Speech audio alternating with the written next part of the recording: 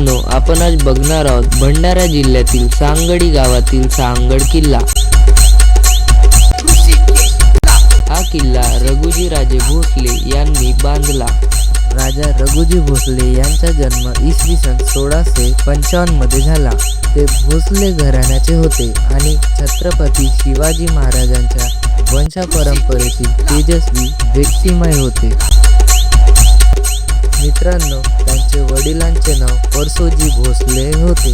परसोजी भोसले हे विदर्भातील प्रभावशाली सरदार होते।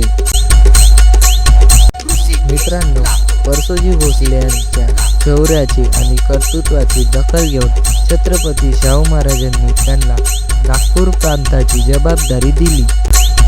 परसोजी भोसले यांच्या निधनानंतर रघुजी भोसले यांनी सत्ता आपल्या हातात घेतली आणि रघुजी भोसले यांनी हा किल्ला बांधला।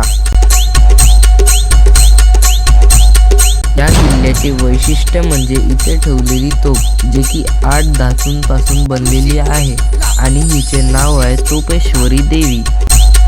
अशी मान्यता आहे की इंग्रजांनी या तोफला 12 हत्यांच्या साहाय्याने हलवण्याचे प्रयत्न केले, पण ते यशस्वी झाले नाही।